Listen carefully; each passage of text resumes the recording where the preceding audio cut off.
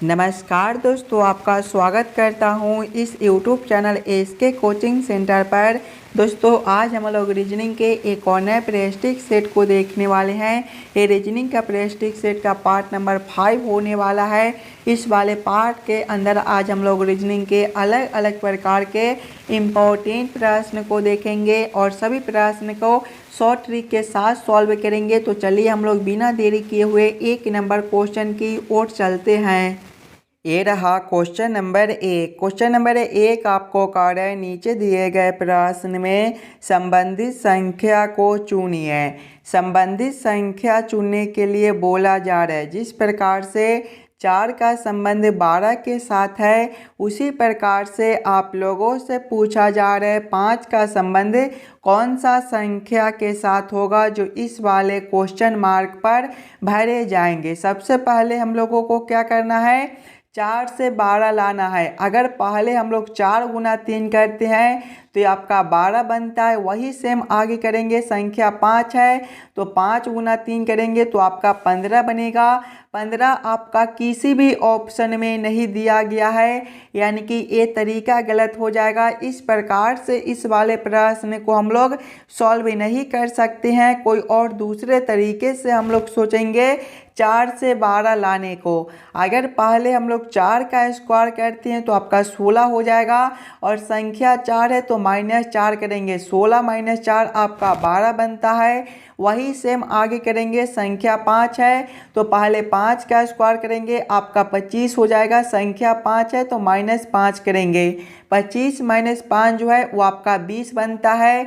20 option number B में दिया गया है, जो कि आपका सही उत्तर हो जाएगा। इस वाले क्वेश्चन मार्क पर आपका 20 भरा जाएगा। क्लियर है। चलिए अगले प्रश्न की ओर हम लोग चलेंगे, क्वेश्चन नंबर 2 की ओर। ये रहा क्वेश्चन नंबर 2। क्वेश्चन नंबर 2 आपको कार्य है, नीचे दिए गए प्रश्न में संबंधित शब्द को चुनिए। संबंधित शब्द चुनने के लिए बोला जा रहा है जिस प्रकार से राज्यपाल का संबंध राज्य के साथ है, उसी प्रकार से आप लोगों से पूछा जा रहा है राष्ट्रपति का संबंध कौन सा शब्द के साथ होगा, जो इस वाले क्वेश्चन मार्क पर भरे जाएंगे। अगर आप लोग ध्यान से देखिएगा दोस्तों, तो राज्यपाल जो होते हैं वो राज्य के लिए होते हैं, उसी प्रकार से राष्ट्रपति जो होते हैं वो पूरा देश के लिए होते हैं। यानी कि इस वाले क्वेश्चन मार्क पर जो है वो आपका देश भरा जाएगा। देश ऑप्शन नंबर बी में दिया गया है, जो कि आपका सही उत्तर बनता है। चलिए अगले प्रश्न की ओर हम लोग चलेंगे, क्वेश्चन नंबर 3 की ओर। ये रहा क्वेश्चन नंबर 3। क्वेश्चन नंबर 3 आपको कार्य है, लुप्त संख्या ज्ञात करें। इस बार आपको मिसिंग नंबर से रिलेटेड प्रश्न दिया गया है। यहाँ पर आपका एक क्वेश्चन मार्क दिया हुआ है। इस वाले क्वेश्चन मार्क पर कौन सा संख्या भरा जाएगा, ये आप लोगों से पूछ रहा है।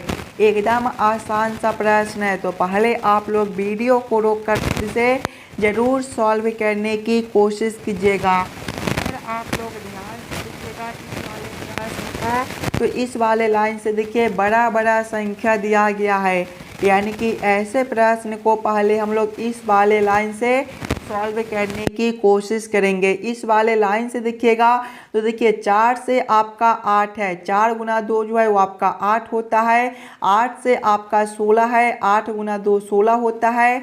16 से 32 है, 16 गुना 2 जो है वो आपका 32 होता है। आगे देखिएगा 5 से आपका 15 है, 5 गुना 3 जो है वो आपका 15 होता है। देखिए गुना 2 गुना 2 गुना 2, यानी कि सभी में यहाँ पर जो है गुना 3 है, तो आगे भी आपका गुना 3 हो जाएगा। 15 गुना 3 जो है वो आपका देखिएगा तो 45 होता है, यानी कि इस वाले क्वेश्चन मार्क पर 45 भरा जाएगा। आगे 45 से 135 है, 45 गुना 3 आपका 135 भी होता है। उससे नीचे देखिएगा तो 6 से आपका 24 है, यहाँ पर गुना 4 है। 24 से आपका 96 है, गुना 4 है। 96 से 384 है, गुना 4 है, यानी कि यहाँ पर गुना 2 है तो सभी में गुना 2 है। उसी प्रकार से गुना 3 है तो आगे भी हम लोग गुना 3 करेंगे और आगे आपका गुना 3 दिया गया है। उसी प्रकार से नीचे सभी में गुना 4 कर दिया गया है। 45 ऑप्शन नंबर ए में दिया गया है, जो कि आपका सही उत्तर बनता है। चलिए अगले प्रश्न की ओर हम लोग चलेंगे, क्वेश्चन नंबर 4 की ओर। ये रहा क्वेश्चन नंबर 4। क्वेश्चन नंबर 4 जो है ये आपका वेन आरेख वेन डायग्राम से रिलेटेड प्रश्न है। पुरुष, महिला और मनुष्य का किस प्रकार से वेन आरेख वेन डायग्राम बनेगा, ये आप लोगों से पूछ रहा है। पहले आप लोग तीनों शब्दों को ध्यान से देखिएगा और समझने की कोशिश कीजिएगा ये तीनों शब्द में कौन शब्द किसके साथ संबंधित है, किसके अंदर हम लोग किसको रख सकते हैं।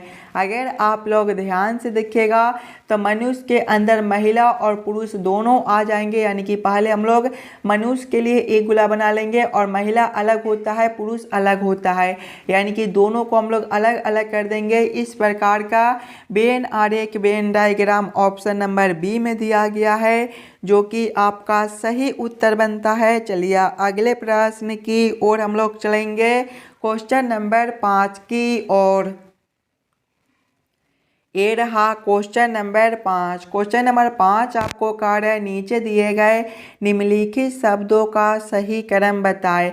नदी का, सागर, सहायक नदी, नदी, समुद्र और वर्षा का किस प्रकार से सही क्रम बनता है, ये आप लोगों से पूछ रहा है। सबसे पहले आप लोग ये सभी शब्दों को ध्यान से देखिएगा और समझने की कोशिश कीजिएगा ये सभी शब्दों का आपका किस प्रकार से सही क्रम बनता है।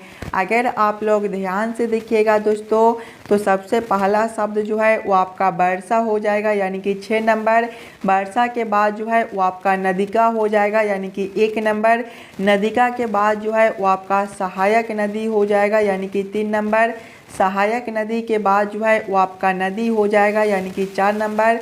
नदी के बाद देखिएगा तो आपका समुद्र हो जाएगा, यानी कि 5 नंबर। और समुद्र के बाद जो है वो आपका सागर हो जाएगा, यानी कि 2 नंबर। कौन सा ऑप्शन में आपका 6, 1, 3, 4, 5, 2 दिया गया है, तो ऑप्शन नंबर सी में देखिएगा 6, 1, 3, 4, 5, 2 दिया गया है, यानी कि ये सभी शब्दों का जो सही क्रम है वो ऑप्शन नंबर सी में दिया गया है। तो क्वेश्चन नंबर 5 का आपका ऑप्शन नंबर सी जो है सही उत्तर बनता है। चलिए अगले प्रश्न की ओर हम लोग चलेंगे, क्वेश्चन नंबर 6 की ओर। ये रहा क्वेश्चन नंबर 6। क्वेश्चन नंबर 6 आपको कार्य नीचे दिए गए प्रश्न आकृति का सही दर्पण छवि चुनिए।